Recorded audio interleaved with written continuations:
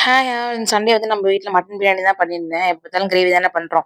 சரி இன்னைக்கு மட்டன் பிரியாணி பண்ணலான்னு சொல்லிட்டு அதுக்கு ரெடி பண்ணிட்டு இருந்தேன். ஃபர்ஸ்ட் மட்டன் வேக வச்சாச்சு. அப்புறம் சிக்கன் வாங்கிட்டு வந்தேன் அது கூட 2 லெக்கோட. அத அப்படியே மேரினேட் பண்ணி வச்சுட்டேன் சிக்கன் 65க்காக. அப்படியே கொஞ்ச நாள் ஊறட்டும்னு சொல்லிட்டு. அப்புறம் பிரியாணி பண்றதுக்கு ஸ்டார்ட் பண்ணியாச்சு. பிரியாணி மசாலா எப்பவுமே நான் ஃப்ரெஷ்ஷா தான் அரைச்சு பண்ணுவேன். என்னென்ன ஆட் பண்ணுவேன்னு சொல்லிட்டு ஃபர்ஸ்ட் கமெண்ட் பின் பண்றேன். இன்னைக்கு நான் தலாபா கட்டு ஸ்டைல் பிரியாணி பண்ணலான்னு சொல்லிட்டு அதுக்கான மசாலாவையும் அரைச்சு எடுத்துட்டேன். ஃபர்ஸ்ட் இஞ்சி பூண்டு பேஸ்ட், அது கூட பச்சை மிளகாய், சின்ன வெங்காயம் எல்லாம் நேரம் சேர்த்து நல்லா அரைச்சு எடுத்துக்கணும். இந்த பிரியாணி பாத்திரம் வாங்கி ரொம்ப நாளாவே தூங்கிட்டு இருந்துச்சு. ஏன்னா 2 பேருக்காக செய்யறதுக்கு நெறைய பெருசா வாங்கிட்டேன் போல நானு.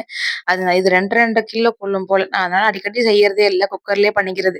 சரி இன்னைக்கு தம் போட்டு பண்ணலான்னு சொல்லிட்டு இத எடுத்து பண்ணிட்டு இருந்தேன். இந்த வாட்டி நான் ஜீரக சம்பா அரிசியில பண்ணியிருந்தேன். எப்பவுமே பாஸ்மதி ரைஸ் தான் பண்றோம்னு சொல்லிட்டு இந்த வாட்டி ஒரு 1/2 கிலோ வாங்கிட்டு வந்திருந்தேன். பாஸ்மதி ரைஸோட ஜீரக சம்பால பண்ணும்போது தாங்க அந்த பிரியாணியோட டேஸ்ட், டெக்ஸ்சர் எல்லாமே சூப்பரா வந்துருந்துச்சு. நான் எக்ஸ்பெக்ட் பண்ணவே இல்ல. செம்ம டேஸ்ட்டா இருந்துச்சு இந்த வாட்டி பிரியாணி. பிரியாணி ஒரு பக்கம் அப்படி தம்ல வச்சுட்டு சிக்கன் ஸ்டூவையும் பொரிச்சு எடுத்துட்டேன். அது கூட தயிர் பச்சடி எல்லாமே ரெடி பண்ணி வச்சாச்சு. எல்லாம் பண்ணி முடிக்கவே 2:30 ஆயிடுச்சு. செம்ம பசி. அப்புறம் உட்காந்து எல்லாரும் சேர்ந்து சாப்பிட்டோம். ரெசிபி வேணும்னா கமெண்ட் பண்ணுங்க. கண்டிப்பா இன்னொரு வீடியோல அப்லோட் பண்றேன். அவ்வளவுதான் நாளைக்கு பார்க்கலாம். பை.